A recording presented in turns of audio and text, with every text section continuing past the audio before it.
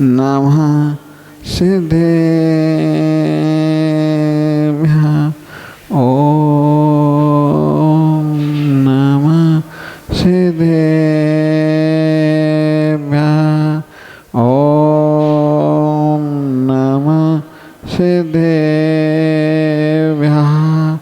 नमो हरियन्ताणं नमो सिद्धाणं नमो आर्याणं नमो अध्यायाणं नमो लोई सबसावणं सर्पादिराज कंठारतोय ध्यानस्थ सेवे फणावेतानि यशो विसर्गं निवेदयतं नमामि पासम्मतादरेणे नमामि पासम्मतादरेणे। आदिनाथ भगवान की, चंदापुर भगवान की, शांतिनाथ भगवान की, मल्लीनाथ भगवान की और नेमिनाथ भगवान की, चिंतामणि पाठनाथ भगवान की, वर्धमान शासन महास्वामी भगवान की, परम पूज्य आचार्य श्री विमल सागर जी महाराज की, तपस्वी सम्राट समुद्र सागर जी महाराज की, परम पूज्य आचार्य श्री विराग सागर जी महाराज की, परम पूज्य आचार्य श्री विशुद्ध सागर जी महाराज की, परम पूज्य आचार्य श्री भगवत सागर महाराज की, द्वासांग जड़वाणी माता की जय। भव्य बंधु, कभी कभी ऐसे संयोग हो जाते हैं कि कभी अनिष्ट अनिष्ट। अपन ने देखा स्तूधर मुनिराज को कि जहाँ पर देखते ही स्तूधर मुनिराज के जहाँ पर ध्यान में बैठे थे उनके गले में मरा हुआ सर्प डाला। वहाँ पर उन्होंने कितनी समता रखी कि जहाँ सैनिक राजा ने मरा हुआ सर्प डाला सर्वत, परंतु स्तूधर मुनि अनिष्ट संयोग होने पर भी प्रसन्न है। उन्होंने कोई अपने आप में खिन्नता नहीं की, दोनों के लिए अच्छा किया सो आशीर्वाद, बुरा किया सो आशीर्वाद, दोनों के लिए आशीर्वाद देते हैं। इसलिए अपने आप को स्वयं का परिचय स्वयं से हो जाता है। चाहे कोई भी व्यक्ति हो, चाहे महाराज जी हो, चाहे श्रावक हो। अपन ने देखा है श्रावक 24 घंटे में एक भी परीक्षा लेता है मुनिराजों की भी, कि चाहे कैसे रास्ते में चल रहा है, कैसे रास्ते में चलना है साधु को, और मुख्य परीक्षा ले लेता साधु की चौके में ही, कि चौके में यदि अपन ने शांति से चली गई, समता से आहार ले लिए, तो श्रावक को लगता है कि साधु के अंदर समता है, और समता ही सबसे बड़ा धन है। क्योंकि आप लोगों के पास तो धनाढ़ हो, पैसा है, अकेले साधु के पास एक धन है तो स्वाध्याय है, और स्वाध्याय के बल पर ही समता रखते हैं साधु। उससे भी अपनी कर्मों की निजरा कितनी कर लेते हैं। यदि साधु समता न रखें तो कोई काम की नहीं। आचार्य से बोलते थे यदि आपने समता रख ली तो आपके लिए बहुत पूज्यता बन जाओगे, नाते आपके लिए ऐसे के ऐसे बने रहोगे, कूड़ा कागज मत मत के रहना। तो आचार्य से बतलाते थे कभी भी अपने अंदर ऐसी भावना न आए कि किसी के प्रति गिलानी, किसी के प्रति, सबके प्रति समता भाव और सबके लिए समान मानो, तो आपका अच्छा जीवन रहेगा।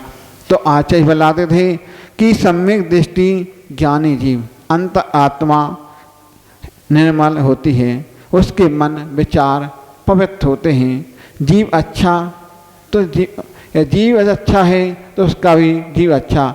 आचार्य से बताते थे जिसका बीज अच्छा होगा तो उसका पेड़ भी अच्छा होगा, यदि पेड़ अच्छा है तो उसके वृक्ष भी और फल भी अच्छे होंगे।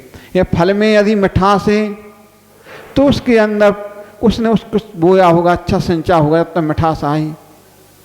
तो मिठास अपने अंदर कोई दूसरा नहीं देता है, स्वयं को मिठास को लाते हैं, कुछ ही मिठास को अपने अंदर करते हैं। कैसी वाणी अपन को बोलना है श्रावक के सामने, और कैसा अपन को, क्योंकि भाषा समिति भी साधु की होती है।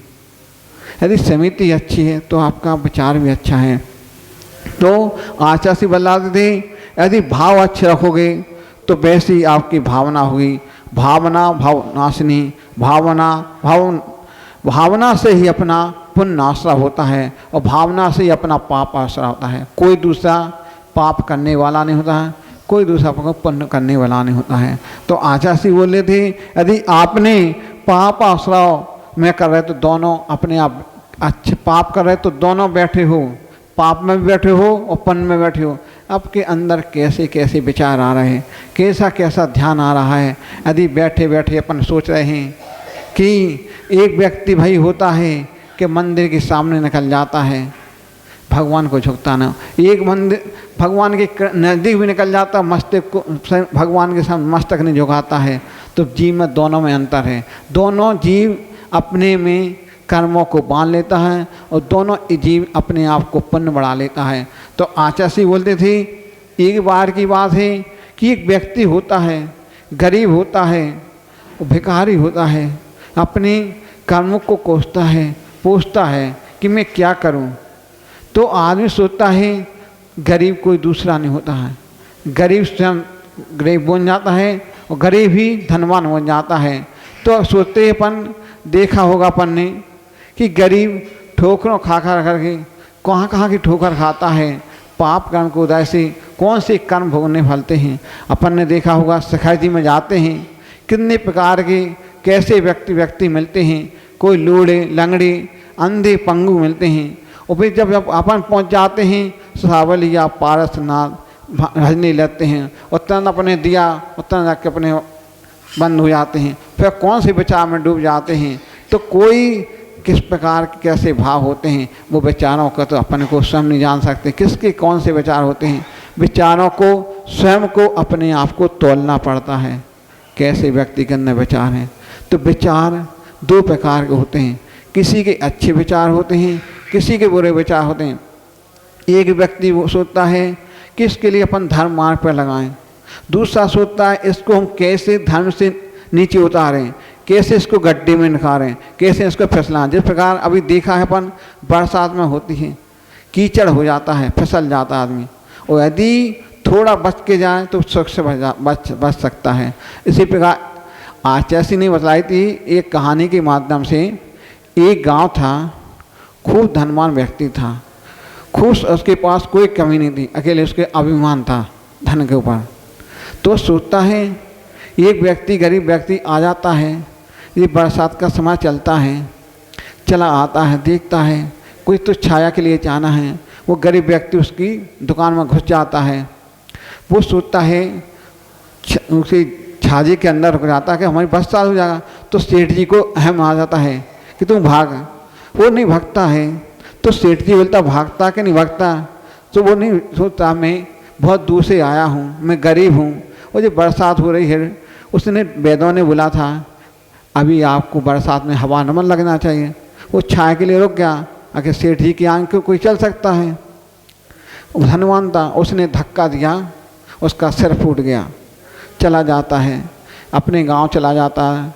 फिर पत्नी सोचती है कि जी क्या हो गया तेरे। कुछ नहीं, मैं गिर गया हूँ। ठीक है, बहुत दिन हो चले जाते हैं, देखते रहता है, कुछ नहीं। अपने आप को ही वो सोचता है मैंने बुरा किया होगा, अभी ने उस भाव में किया होगा तो उसने बदला दिया। ठीक है, चला जाता है, घर पहुंचता है, ठीक सोचता है। फिर कुछ दिन बाद सोचता है कुछ ना कुछ तो होगा। फिर कुछ ही समय सेठ जी आए, सेठ जी की उधारी थी। उस गांव में आते हैं, लेके आ जाते हैं और व्यक्ति समय आ जाता है, बरसात होने लगती है, गाड़ी से आता है, गाड़ी खराब हो जाती है। और जंगल था, जंगल में सोचता है कहाँ जाए, अंधेरी रात हो जाती है। रात हो जाती है, अब क्या करें। तो सोचता है यहाँ तो कुछ दिख ही नहीं रहा है, तो जानवर दिख रहे हैं, घना जंगल दिख रहा है। फिर सोचता चला जाता। फिर रात्रि में देखता छोटा सा मकान झोपड़ी दिखती है और छोटे में थोड़ी थोड़ी रोशनी दिखती है। बहुत रात हो जाती है। वो सेठ जी उस घर में जाता है, उस गेट बजाता है। तो पत्नी बोलती है, वो डर जाती है, अभी मत खोलो, कोई आगा होगा। फिर सो जाता है। फिर द्वारा फिर खुलता है, फिर थोड़ा सोता है। पत्नी बोलती है नहीं, अगर वो व्यक्ति बोलता है गरीब, बेटा खोल दो। वो पत्नी बोलती है अपने पास जगह कितनी सी है, 2 जन की तो जगह है, अपन कहाँ तीसरे को लिटाओगे यहाँ। बोलता है आप खोल दो गेट, हम उठ के बैठ के जाऊँगा। ठीक है, वो सेठ जी आ जाता है, देखता है, चला आता है, देखता है, खोल लेता है। वो गरीब व्यक्ति उसको बुला लेता है सेठ को। ठीक, आइए आइए, कुछ नहीं। वो सोचता है आ गए, वो फिर खुद देर हो जाती है। वो सेठ जी बोलते हैं हमने आपको कहीं देखा है। तो वो भी बोलता मैंने कहीं आपको देखा है। तो फिर वो बोलते पत्नी बोलते, फिर दूसरे व्यक्ति और आने लगते हैं, फिर तीसरा फिर आ जाता, चौथा आ जाता। उसके फिर बोलती है वो व्यक्ति बोलता, गरीब व्यक्ति बोला आज मैं खड़े खड़े ही आप रात निकाल लेंगे। तो पत्नी बोलती ऐसा मत करो, मैं क्या रात भर सोऊंगी नहीं। बोलता नहीं कुछ नहीं, मैं खड़े होकर हो जाऊंगा। फिर 1 नहीं 2 नहीं 8-10 लोग आ जाते हैं। ठीक है, सोता है। फिर सवेरे प्रकाश हो जाता है। तो सेठ जी बोलते हैं कि ऐसा किसी के साथ ना हो कि मैंने किसी को ऐसा सोचा, कुछ नहीं, चला हो देखता है, समझता है। तो बोलता है क्योंकि मैंने कुछ धर्म तो कुछ किया नहीं है, धर्म तो मैंने कुछ किया कभी किया नहीं है। आज मैं इससे गरीब से शिक्षा लेता हूँ कि कम से कम इसने तो आज हमको रात्रि व्यतीत कर दी, नहीं मैं क्या होता मेरा जीवन का, कि कोई जानवर खा लेता या कोई मार डालता, सोचता कुछ नहीं। फिर वो सेठ जी बोलते हैं आज इस गरीब से मुझको ये शिक्षा मिलती है कि मैं कभी अपने जीवन में ऐसा किसी को बुरा मत देखें। फिर वो सेठ जी अपने आप में उससे महसूस होते हैं, अपने दोनों कान पकड़ के ठंडक बैठक लगाते और पश्चाताप करते हैं कि भगवान ऐसा मेरा कभी जीवन ना आए। उसने कम से कम उससे गरीब से शिक्षा मिल गई कि कम से कम उसने आपको स्थान तो दिया। और खोलता है, फिर बोलता है सेठ जी अब यहाँ आप कुछ सुबह हो गया ज़्यादा है, कुछ लेके जाओ। तो बोलता है आप क्या दो। वो कहते मेरी एक छोटी सी गाय है, उसमें 2 किलो दूध निकलता है। तो दूध निकलता है तो दूध पी करके जाओ। हैं, दूध पी करके जाऊँगा मैं। आप तो बहुत बड़े, आपका हृदय बहुत विशाल है। आपने भोजन का पूछा तो बोलता है कभी भी कि अच्छा अपना मन बनाओगे तो आपका भी अच्छा मन होता है। वो मिठास देता है, दूध की मिठास देता है, पी लेता है। फिर सेठ को लगता है कि देखो उसने तो हमने तो उसको धक्का देकर भगाया था और उसने तो हमको स्थान दिया कि छोटी सी कुटिया होते हुए उसने 2 जने की जगह थी, उसने 3 को बैठाया, 4 को बैठाया, 5 लोगों को उसने रात्रि में सबको सुलाया। वो बस स्वयं खड़ा रहा, हम लोगों को स्थान दिया। इसलिए अपन को छोटी सी कहानी जरूर है, अगले जीवन के लिए अपने बड़ा इससे मिलता है। किसी को अपन आज भोजन के पूछ लेते हैं तो पानी की पूछ लेते हैं, तो कल अपन को वो मिठाई की पूछेगा, दूध की पूछेगा, मलाई की पूछेगा। इसलिए अपने जीवन को अच्छा बनाओगे तो जीवन भी अच्छा बनेगा। देखो छोटे से गरीब से अपन को शिक्षा मिल गई कि उसने सेठ जी ने तो आपको बाहर ठोकर देकर भगाया, अकेले उसने अपना स्थान दिया। इसलिए अपन को अपने जीवन में किसी का बुरा ना सोचो, अच्छा सोचो तो अपना जीवन अच्छा होगा। इसी भावना के साथ बोलो महावीर स्वामी की जय। नमो सिद्धाणं नमो आयरीयाणं नमो वच्छायाणं नमो लोये सब। मेरे पवित्र मन में गुरुदेव आओ, मैं शास्त्र वाचन करूं प्रतिभा जगाओ। अरिहंत भाषित सभी श्रुत देवताओ,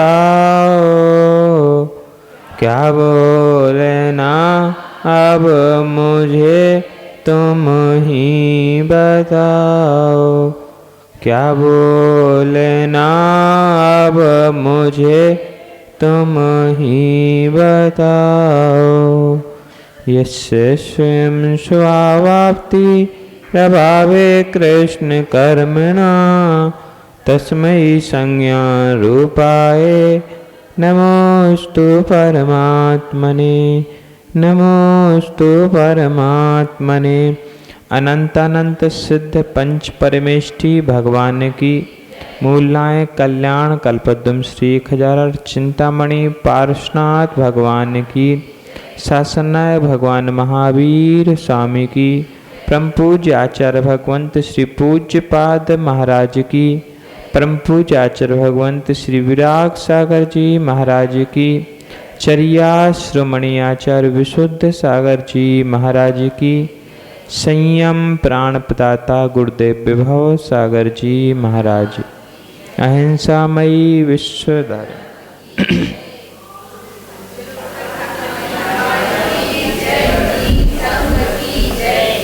एको हम निर्ममः शुद्ध। बीच में अंतराय कर्म के कारण अपना क्रम टूट गया।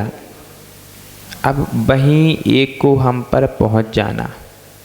एको हम निर्ममः शुद्धो ज्ञानी योगिंद्र गोचरा, बाह्य संयोग च भावा मया सर्वेपि। इस गाथा का हृदय आपके हृदय तक पहुंच गया होगा।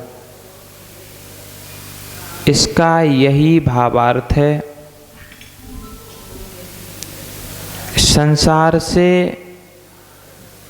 विरक्त होने का इसमें उपाय है। संसार में रहकर भी संसार से विरक्त कैसे हुआ जाता है, इस गाथा का सार है। देखो, अभी हम वीतराग तो हुए नहीं, इसीलिए संसार में रहना पड़ेगा। संसार की व्यवस्थाओं को छोड़ नहीं सकते, इसीलिए संसार के कार्यों में भाग लेना होगा। किंतु इन कार्यों में हम भाग लें, इन कार्यों के भागीदार ना बने। इन दोनों शब्दों में बहुत बड़ा गहन अर्थ छुपा हुआ है। भाग लेना, आप मंदिर में आए, मंदिर में आपने लाइट और पंखे का भाग लिया कि नहीं? मंदिर से गए, भागीदार होना।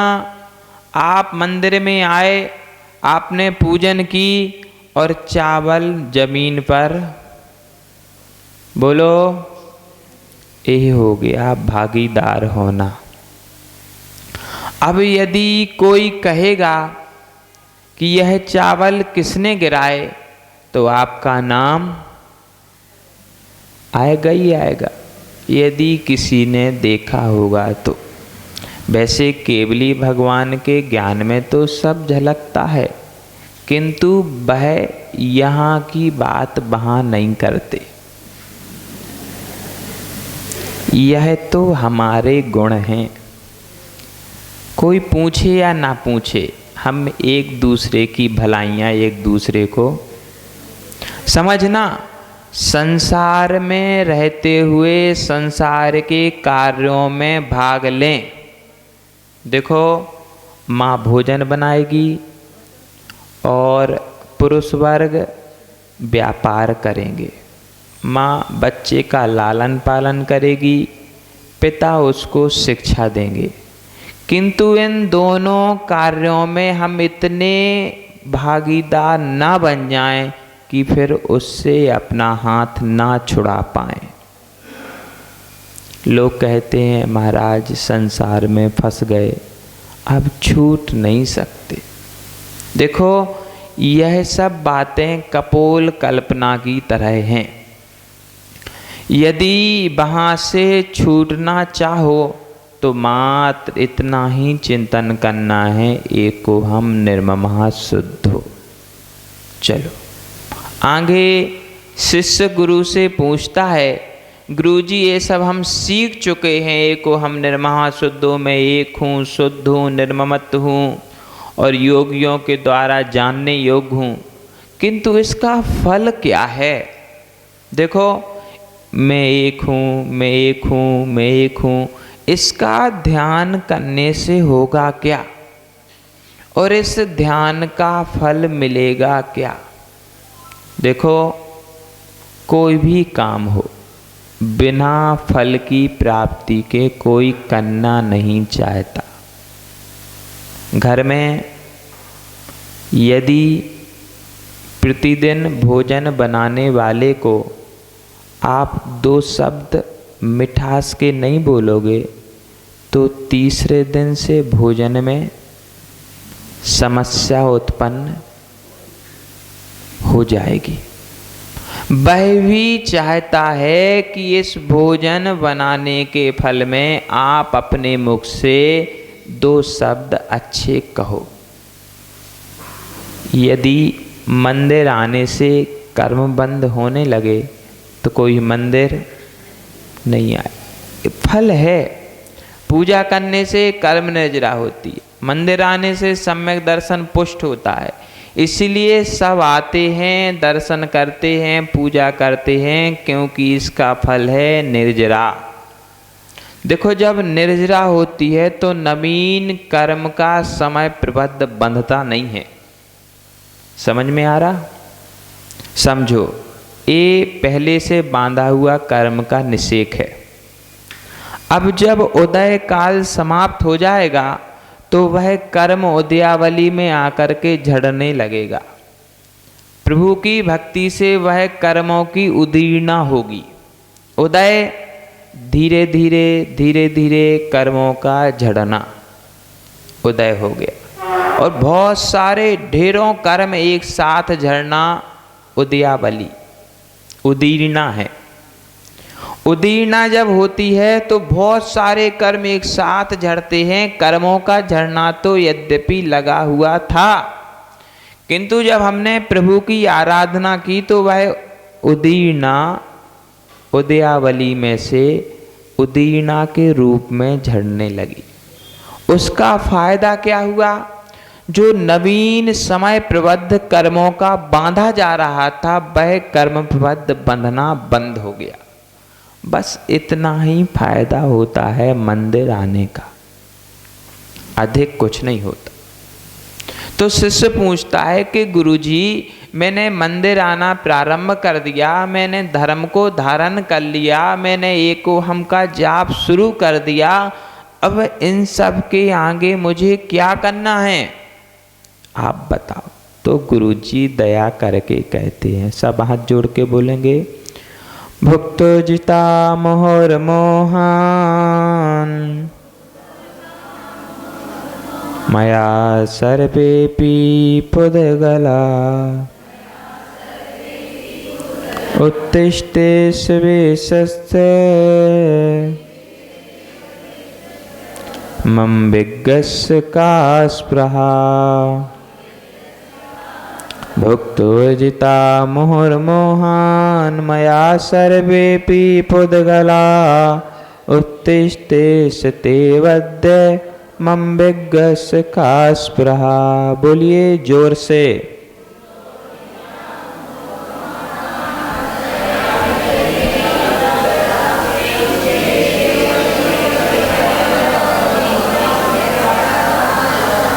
भुक्तोर्जिता मुहुर्मोहान्। इस संसार में ऐसा कोई भोग नहीं जो हमारे भोग के द्वारा बच गया हो।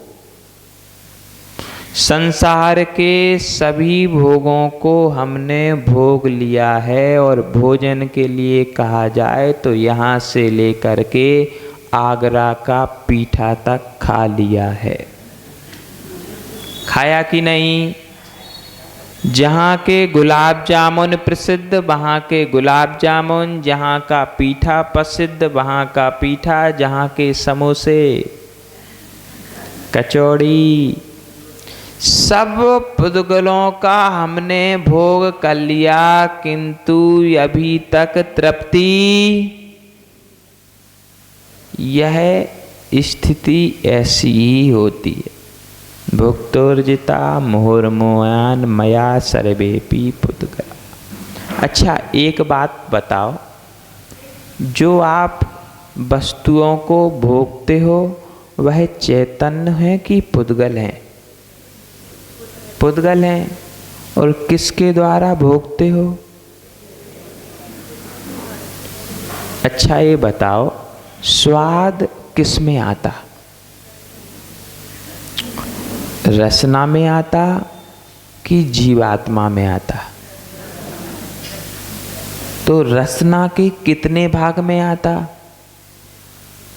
हाँ, रसना इतनी बड़ी है, देखी किसी ने निकाल के कभी? रसना के किस भाग में स्वाद आता?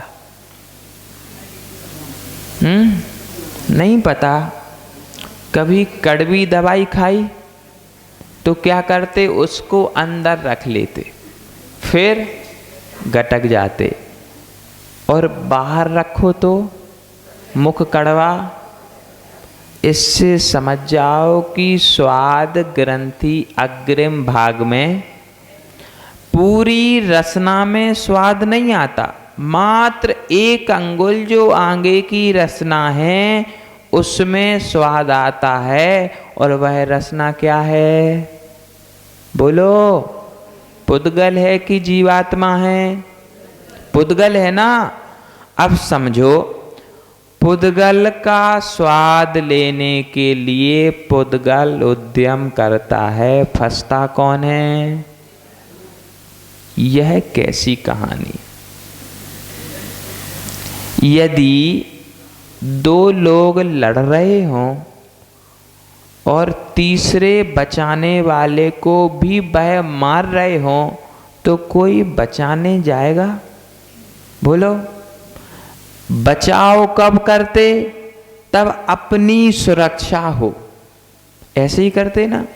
यदि दो लोग लड़ें, दो गाय लड़ें, लोग लड़ें तो क्या पता लड़ने ना लगे, दो गाय लड़ें तो तीसरा व्यक्ति लाठी लेकर बचाने जाएगा। कैसे जाएगा? बिना लाठी के नहीं जाएगा। हो सकता तुम्हारे ऊपर आक्रमण कर दिया जाए। जब संसार में लड़ाई होती है तो हम लाठी लेकर के बचाने जाते। अब समझो, दो पुद्गल लड़ते हैं और आत्मा अपना बचाव करती है क्या? झूठ बोलते हो। किसी की आत्मा अपना बचाव यदि करती होती तो उन इंद्रियों के दासत्व पने से छूट गए होते। अभी भी इंद्रियों के दास ही हैं। उसका कारण है कि भुक्तोर्जिता मोहर्मोहान मया सर्वेपि पुद्गला उत्तिष्ठेष तेवस्य मम विज्ञस् का स्पृहा। आप लोग विज्ञ हो कि मूर्ख हो, ये बताओ, कौन हो? बोलो ना। अभी सूत्र को साइड में रख दो। परात्म निंदा स्वात्म प्रशंसा च नीचरई गोत्रस्य। अभी इस सूत्र का चिंतन नहीं करना। अभी तो सिर्फ बताओ, आप लोग विज्ञ हो कि मूर्ख हो? बोलो ना। देखो, एक और बात सुन लो, जो अपने लिए अच्छा नहीं कह सकता वह दूसरों से अच्छा सुन भी नहीं सकता। इसलिए अपने लिए तो अच्छा कहना ही चाहिए। अब बताओ, आप लोग मूर्ख हो कि विद्वान हो? बोलो ना। अरे बोलते नहीं हो, बोलो। अरे अच्छे से कहो, सीना चौड़ा करके कहो, हम लोग विद्वान हैं। नहीं हो क्या?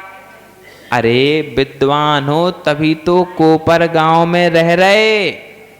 गुरुजी ने पहले दिन क्या बताया था? कहा अपराग्रामम।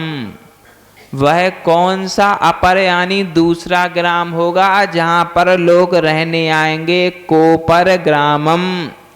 सबसे श्रेष्ठ ग्राम तो कोपर ग्राम है।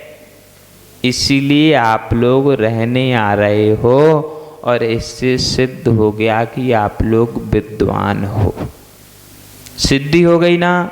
देखो, न्याय को भी साथ में लिए रहना। न्याय सिद्धि करता है, सिद्धांत पुष्टि करता है और अध्यात्म आनंद देता है। तब करणानि योग में मजा आता है। देखो, सिर्फ करणानि योग पढ़ोगे तो दिमाग ऊब जाएगा। अरे इतनी सारी बंद बिच्छू 30 गुण स्थान में होता, उस गुण स्थान में होता, अब 5वें में आ गए, अब पहले में चले गए, फिर से 7वें में आ गए। इतनी सारी कहानी पढ़ोगे तो दिमाग में कुछ भी। पहले प्रथमानी योग पढ़ना। देखो, जो मंदिर आता है, प्रभु के दर्शन करता है, वह सम्यक दृष्टि है और उसका चौथा गुण स्थान। जो प्रतिमा आदि ले लेता उसका पांचवा, और जो मुनि बन जाता उसका छठवा सातवां गुण स्थान। अब जब इतनी बात समझ में आएगी तब फिर जाके जब करणानि योग पढ़ोगे तो करणानि योग में बताया जाएगा कि परिणाम बिगड़े, गुण स्थान पहला। अब पीछे जाओ, कहाँ? प्रथमानि योग पर क्या कहा था? मंदिर आओगे, भगवान के दर्शन करोगे तो चौथा गुण स्थान सम्यक्त। अब परिणाम बिगड़े मतलब सम्यक दर्शन। अब बात समझ में आई ना? देखो, सारे अनुयोगों का थोड़ा थोड़ा अध्ययन करना। जब बीमार होते ना तो पीली खिचड़ी खिलाई जाती। क्यों? क्यों खिलाई जाती? अलग चावल नहीं रुचता, अलग से दाल नहीं रुचती, तो दोनों को मिक्स करके पीली खिचड़ी नाम दे दिया कि यदि दाल चावल मिक्स खाओगे तो आप स्वस्थ क्यों होगे? बोलो, रोटी क्यों नहीं खिलाई जाती? तुम लोग आयुर्वेद शास्त्र नहीं समझते? तो बोलो ना, क्यों खिलाई जाती? सुपाच्य होती ना। जब बीमार होते तब जठराग्नि अपना काम सही से नहीं करती, तो क्या होता? भोजन पचता नहीं है, कुपच होने के कारण बीमारी होती, तो हल्का भोजन दिया जाता जिससे शीघ्र पच जाए। पचेगा तो भोजन रुचेगा। भोजन यदि भूख लगेगी तो अर्ध रोग हरि निद्रा, पूर्ण रोग हरि क्षुधा। एक काव्य है कल्याण कारकम का। यदि आपको नींद आ रही है, आधा रोग चला गया। बोलो, यदि कोई पीड़ा हो और सो जाओ तो रोग रहता क्या? चला जाता। और यदि भूख लग रही है, इसका मतलब है कि पूर्ण रोग हरि क्षुधा, आपका पूरा रोग चला गया। भुक्तो जिता, यहीं से संबंध है, तो भोजन का ही प्रसंग है। नहीं तो ये नहीं सोचना महाराज कहाँ पीली खिचड़ी खिलाने लगे। क्यों खिलाई जाती पीली खिचड़ी? क्योंकि वह सुपाच्य होती है, इसीलिए ना। अब इसके बाद यदि कोई कहे बुखार आने पर इसको पीली खिचड़ी खिला दो, दिमाग में क्या आएगा? वह सुपाच्य होती है, उससे रोग जल्दी ठीक हो जाता है, इसीलिए खिला दो। ऐसे ही जब प्रथमानि योग पढ़ लोगे तब फिर करणानि योग में आएगा कि चौथे से सीधा सातवां गुण स्थान होता, तो फिर अचंभा नहीं लगेगा कि सातवां कैसे हो जाता। जो सम्यक दृष्टि मुनि दीक्षा लेगा उसका सातवां गुण स्थान। अचंभा हुआ क्या? यदि कोई कहे कि क्रम से सीढ़ियां चढ़नी पड़ती हैं, तो क्या सोचोगे? चौथे से पांचवा कहाँ गया, छठवां कहाँ गया, फिर सीधे सातवें में कैसे पहुंच गया? किंतु यदि प्रथमानि योग पढ़ा होगा तो इस बात में अचंभा नहीं होगा, आश्चर्य नहीं होगा कि चौथवे से सातवां गुण स्थान। यदि इसी को कह दिया जाए पहले से सातवां होता है तो मानोगे क्या? क्यों नहीं मानोगे? बोलो, क्या आपत्ति है? पहले से सातवां नहीं होता क्या? अरे कैसा बोलते हो? अरे बाबा, पहले से सातवां गुण स्थान भी होता है। कब होता है? जब कोई मिथ्या दृष्टि सीधे मुनि दीक्षा ले और विशुद्धि बढ़ जाए, सम्यक भी प्राप्त हो जाए और विशुद्धि लब्धि भी प्राप्त हो जाए, तो सातवें गुण स्थान में पहुंच जाते। पढ़ो कर्म कांड, जीव कांड, लेकिन उससे पहले प्रथमानि योग भी पढ़ना। सीधे किसी को डॉक्टर खिचड़ी खिलाने के लिए कहें तो ये मत सोचना खाना पीना नहीं, बुद्धि लगा लेना सुपाच्य होती इसलिए खिलाई जा रही है। गुण स्थान विशुद्धि और भावों के अनुसार बढ़ता है, इसलिए बढ़ेगा। अब समझो, आगरा का पीठा और कोपर गांव के समोसे, इन सब का भोजन करने के बाद भी अभी तक हमारी तृप्ति, पूछ रहे थे हम, आप लोग विद्वान हो कि मूर्ख हो? एक बार फिर से बता दो, वो पिछली बार का उत्तर हम भूल गए। कौन हो आप लोग? विद्वान हो। हम यही तो चाहते थे। अब इस कारिका को देखो, पुस्तक लिए क्या? देखो कारिका को, उत्तिष्ठ तेस वद्य, क्या लिखा? छोड़े हुए भोजन को, अर्थ क्या है उसका? छोड़े हुए भोजन को कौन विद्वान खाना? बोलो।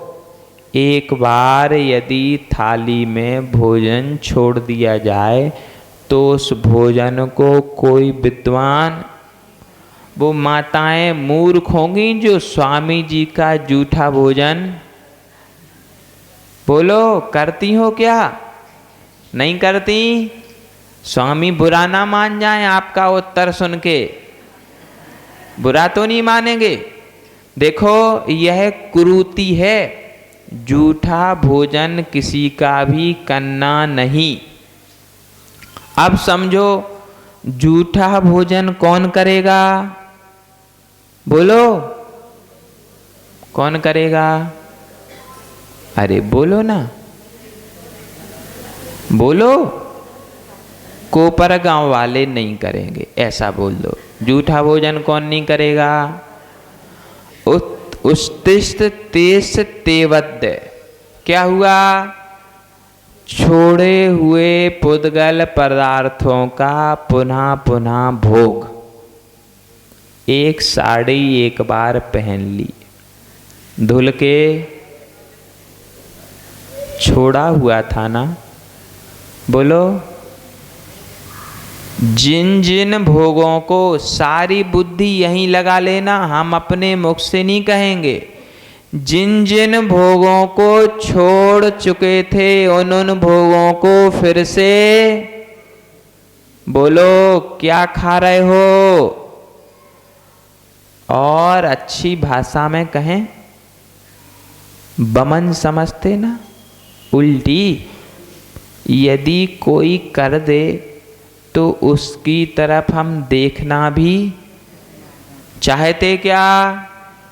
लेकिन उसी को यदि खाने के लिए कहा जाए तो क्या होगा?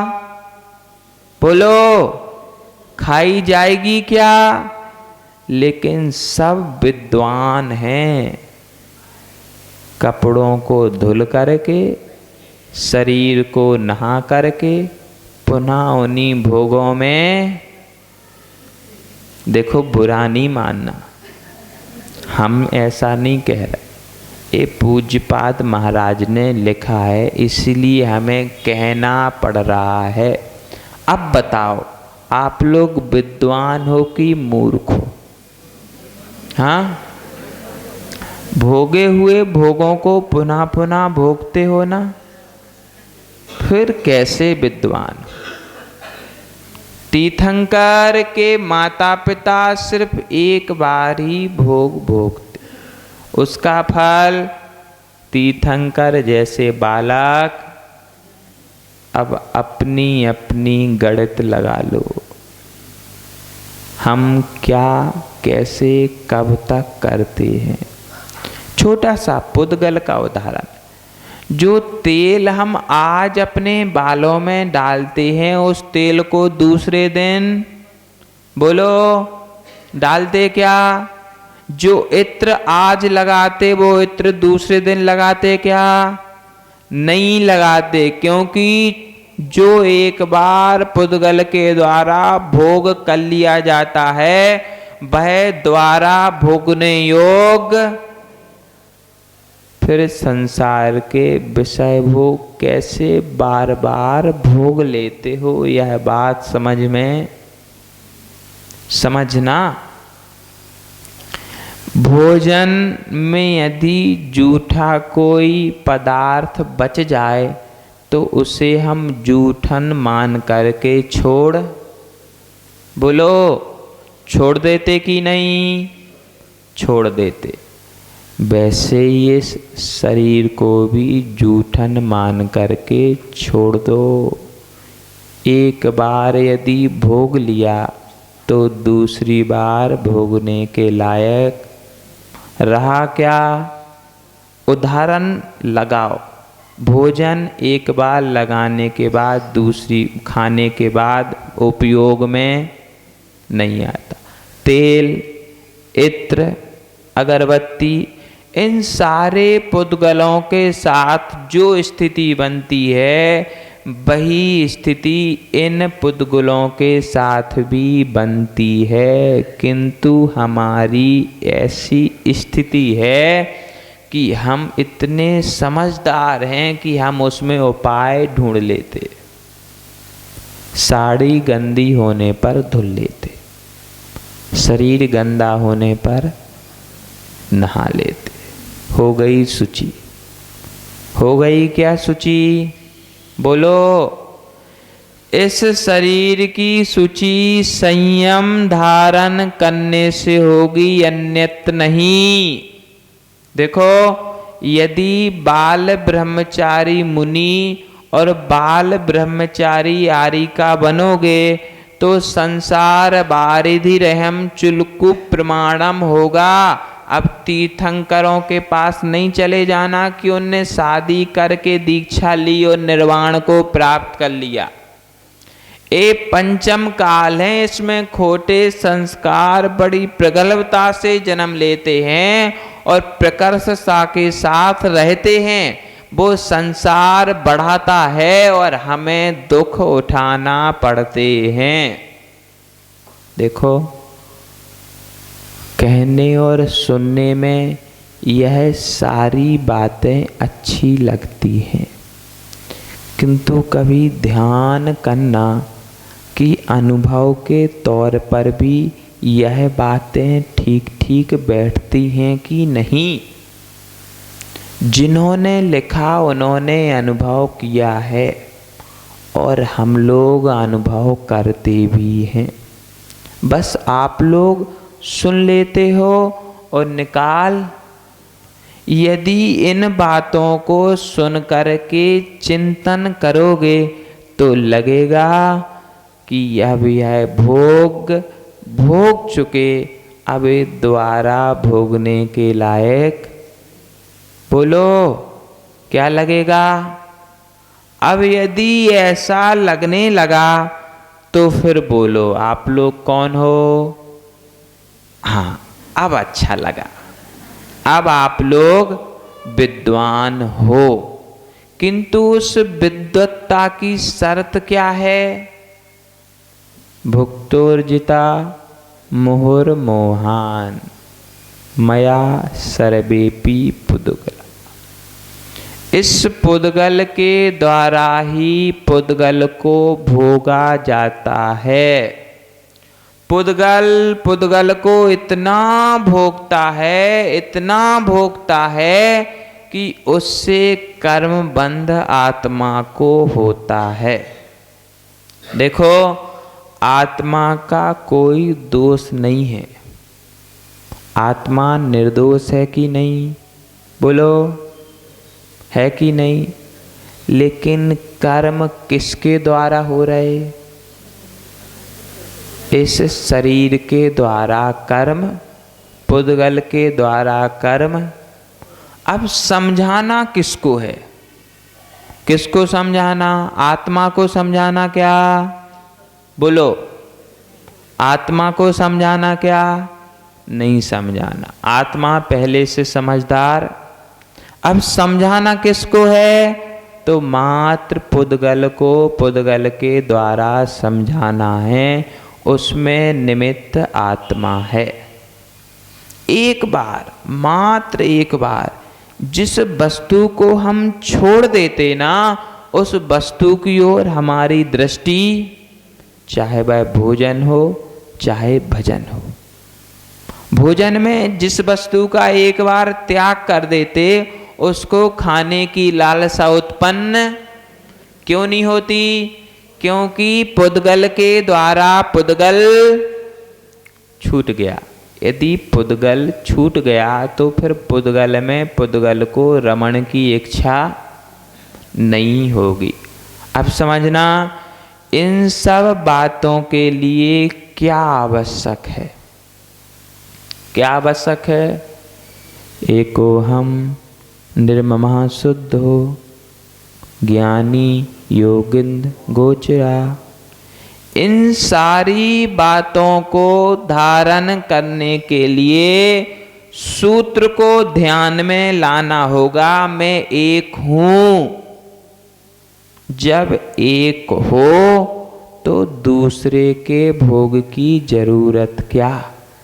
बोलो, अकेले व्यक्ति को दूसरे से आनंद मिलेगा क्या? बोलो, जब भी आनंद मिलेगा अपनी आत्मा की गहराई में उतरने पर ही मिलेगा। जब तक आत्म तत्व की खोज नहीं होगी तब तक आनंद, बोलो, ये आनंद ऐसी आत्मा की अनुभूति है जो पर के संयोग से नहीं मिलती। यदि इस बात का निश्चय हो जाए तो हम पुद्गल के द्वारा पुद्गल का संयोग नहीं करेंगे। मात्र आवश्यकता है थोड़े से चिंतन की। यदि एक बार इस बात पर चिंतन कर लिया तो फिर दुकानों पर खाने की भीड़, बोलो, होटलों में हमारे पांव जाएंगे क्या? वहां का भोजन कैसा है? यदि वहां पर कोई वस्तु जूठन के रूप में बच गई तो वो वस्तु क्या फेंक दी जाएगी? बोलो, उसको फ्रिज में सुरक्षित कहाँ रख देते? संसार में भोजन को यदि सुरक्षित रखना हो तो फ्रिज में,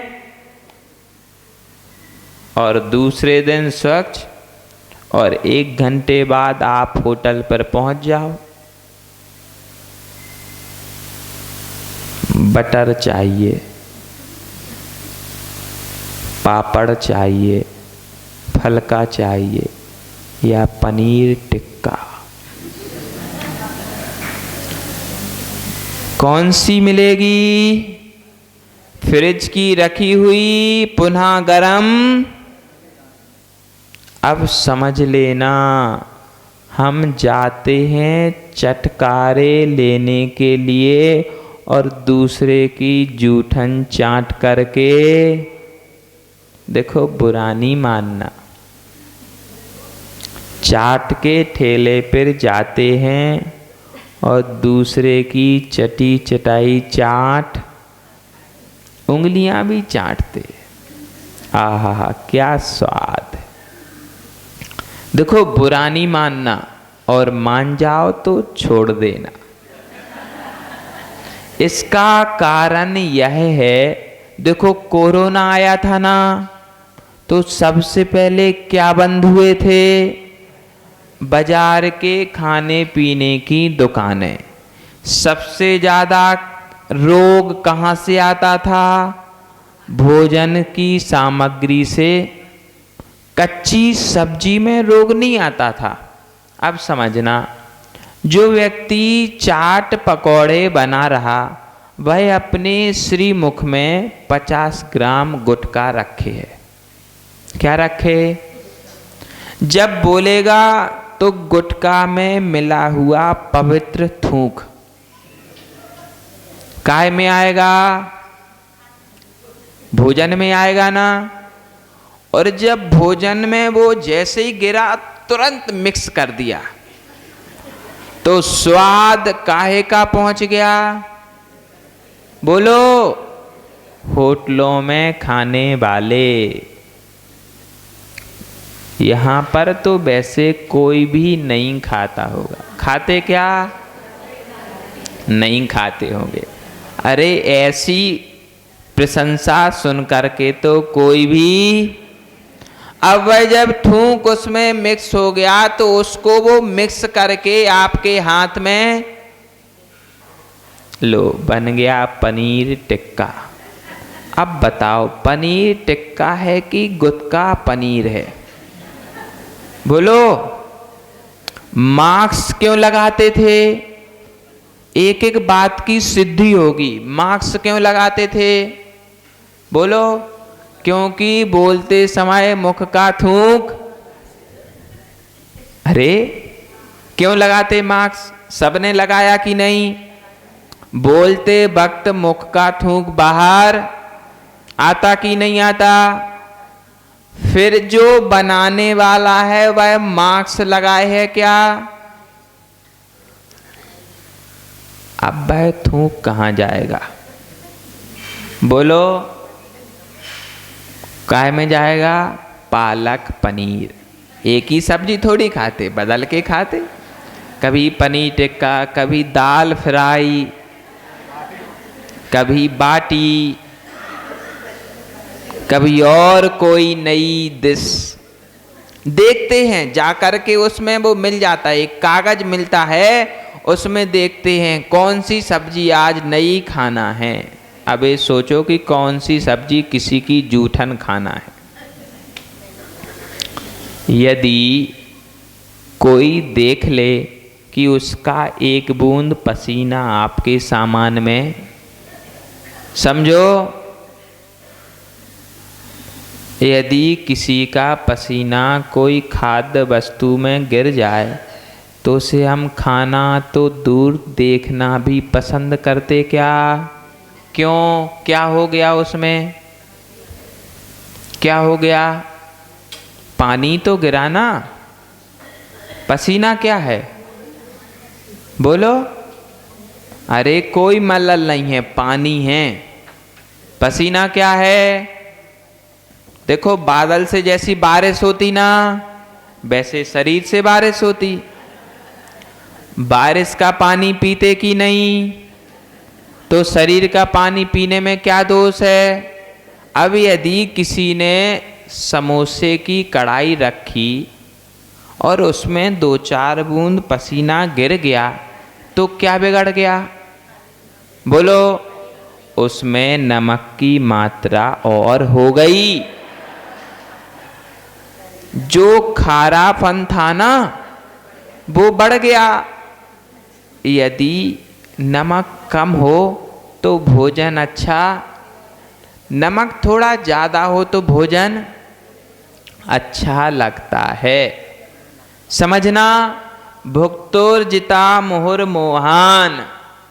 जो पुद्गल द्रव्यों को हम भोगते हैं, उन पुद्गल द्रव्यों के कारण ही हमारी दुर्दशा होती है। देखो, खाने के समय तो वो भोजन अच्छा लगता है, किंतु जब उनकी पूर्व रेखा देखो तब वह कैसा दिखता है। यदि हाथ गंदे हों तो हाथ का मल सामग्री में पहुंचता है। कपड़े गंदे हों तो कपड़ों की गंदगी सामग्री में, शरीर गंदा हो तो शरीर की सामग्री भोजन में। क्यों नहा करके रसोई घर में प्रवेश कहा? समझो, जैनाचार्य मूर्ख नहीं थे जिन्होंने कह दिया भाई बिना नहाए रसोई घर में ही प्रवेश नहीं करना। और होटलों पर अभी बारिश होती है, पूरे गांव में चिखल। बोलो, पूरे गांव का कीचड़ जूतों और चप्पलों के माध्यम से होटल में पहुंचता कि नहीं? और जब भोजन बनाया जाता, यदि एकाध फलके की लोई समझते ना, यदि वो धोखे से नीचे गिर जाए तो उसे फेंक देते क्या होटल वाले? फेंकते क्या? अब पूरे गांव की गंदगी कहाँ लगी थी? बोलो, जूते में। जूता कहाँ गया? होटल में। होटल में फलके की लोई कहाँ गिरी? जमीन में। तो उसमें क्या लग गया? स्वाद। भाई घर का भोजन अच्छा क्यों नहीं लगता? क्यों नहीं लगता घर का भोजन अच्छा?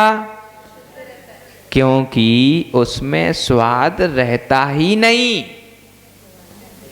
आपकी रसना को जो 1 अंगुल प्रमाण है ना, उसको स्वाद वहां का बैठा है। वहां काय काय का स्वाद? बोलो, पूरी रास्ते भर की गंदगी में किस किस का मल? देखो, बुरा नहीं मानना, हम आपको बुरा लग जाए इसीलिए नहीं कह रहे। देखो, समझो, भुक्तोर्जिता मुहुर्मुहान, उसके नीचे उसी का अर्थ देखो। भुक्तोर्जिता यानी भोगा हुआ, मुहुर्मुहान व्यक्तियों के द्वारा, सर्वेपि पुद्गला, पुद्गल द्रव्यों को भोगा। भोजन क्या है? पुद्गल है कि नहीं? किसके द्वारा भोगते? पुद्गल के द्वारा भोगते। इसीलिए पुद्गल का ज्ञान पुद्गल के द्वारा कराया जा रहा। आत्मा तो निमित्त मात्र है। पवित्र 16 कारण व्रत प्रारंभ हैं। कम से कम पूरे भादों भर तो होटल में जाना, बोलो, छोड़ देना। हो सके तो आजीवन भी। लोग बाग हम कहते हैं, देखो आप इतने अच्छे हो, ज्ञान है, सब कुछ है, प्रतिमा क्यों नहीं लेते? तो माताएं कहती हैं, महाराज जब बाहर जाते तो खाना पड़ता।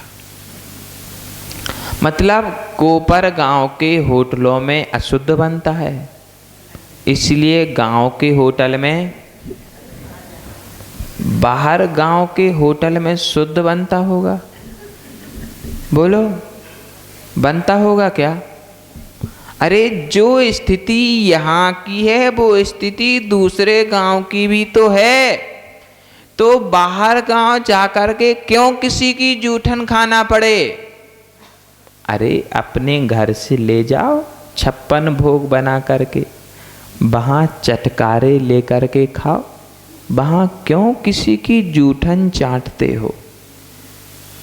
समझना, जितने भी आज ये रोग होते जा रहे, ये सब अशुद्ध भोजन के कारण हो रहे हैं। देखो, कर्मोदय तो साथ में है ही, किंतु कर्मोदय के साथ साथ निमित्त और उपादान के रूप में यह होटलों का भोजन भी है। क्योंकि यदि कोई वस्तु खराब हो जाए तो उस वस्तु को होटलों में फेंका नहीं जाता, उस वस्तु को और उसमें सामग्री मिला करके एक नया पकवान बना।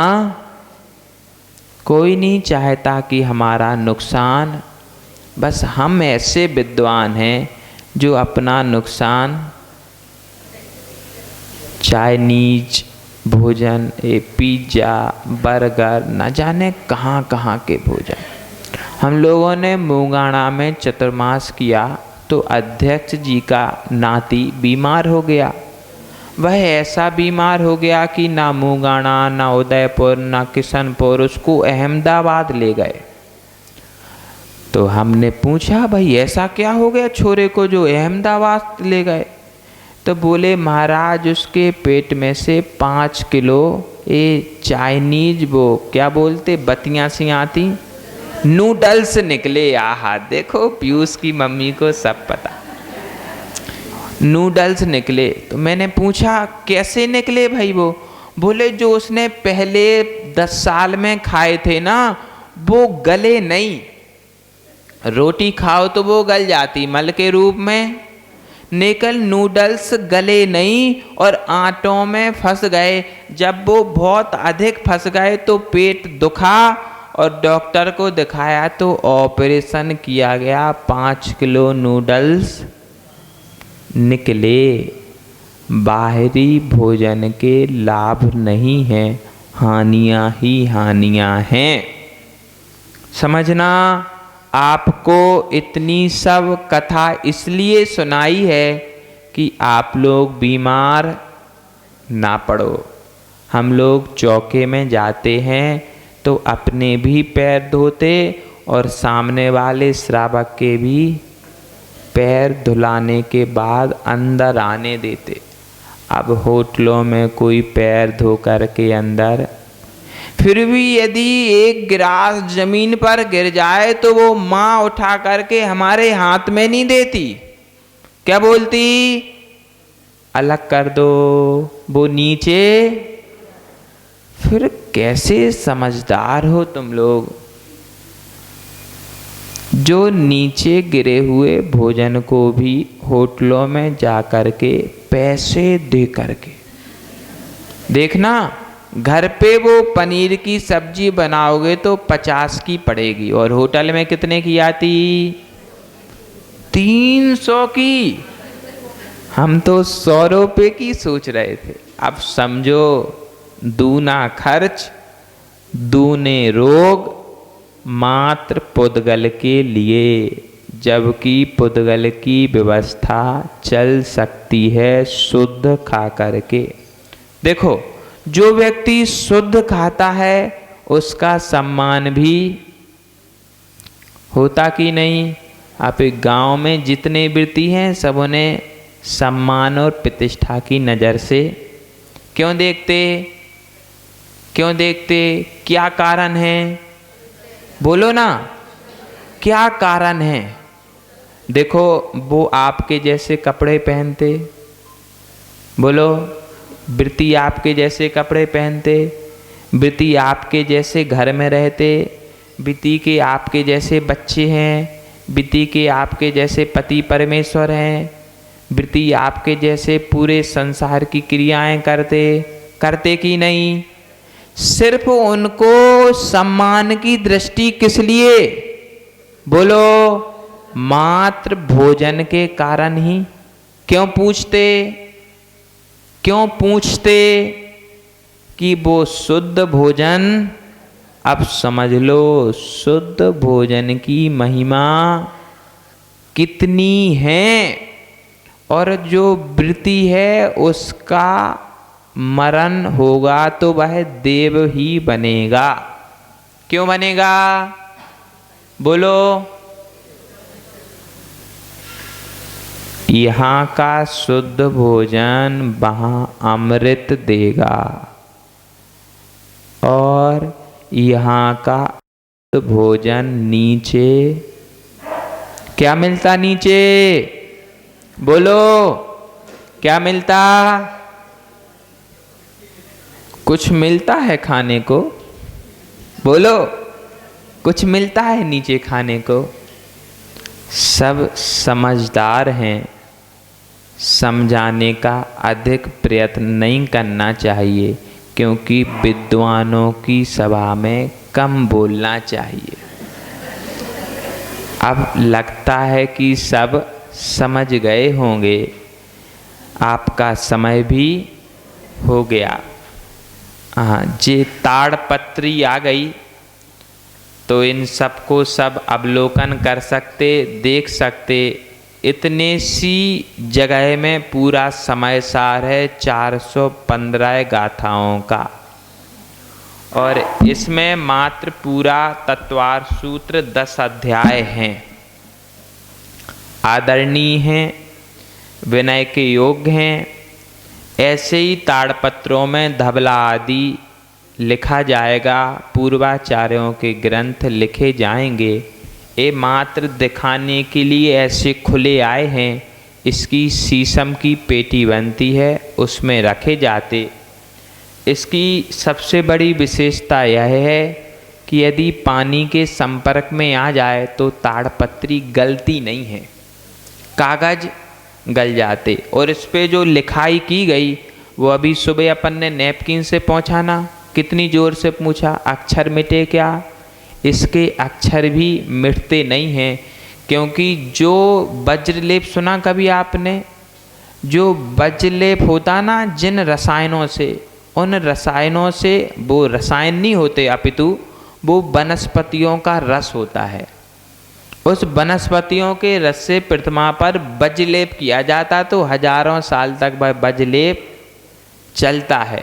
किंतु पानी का संपर्क होने से वज्रलेप तो खराब हो जाता, किंतु ये लेप, इसका लेप खराब नहीं होता, क्योंकि इस पे पानी लगने की संभावना नहीं होती। सबके देखने के लिए आए हैं, लेकिन थोड़ा प्यार से देखना, नहीं तो वो ज़्यादा खोला खाली में टूट जाएं। अपितु बहुत मजबूत हैं, फिर भी आप लोग सावधानी से देखना। इसको पढ़ भी सकते, रख भी सकते और दर्शन भी कर सकते हैं। इसी भावना के साथ परम पूज्य गुरुदेव विभव सागर जी महाराज की श्वास श्वास में तुम्हें बसाए हे जिन वाणी माँ, बार बार हम शीश झुकाएं हे जिन वाणी माँ। धर्म सभा में आने वाले समो शरण जाते, धर्म देश ना सुनने वाले दिव्य ध्वनि पाते। गुरु मिले तो प्रभु मिलेंगे कहती वाणी माँ, बार बार हम शीश झुकाएं हे जिन वाणी माँ। यदर्थ मात्रा पदवाक्यहीनं मया प्रमादादि किंचनोक्तं, तन्मे क्षमेत्ता विद्धातु देवी सरस्वती। केवल बोधि लब्धि, बोधि समाधि परिणाम शुद्धि, स्वात्मोपलब्धि शिव शौक सिद्धि। चिंतामणि चिंतित वस्तु दाने त्वां वन्दमाना स्ममास्तु देवी।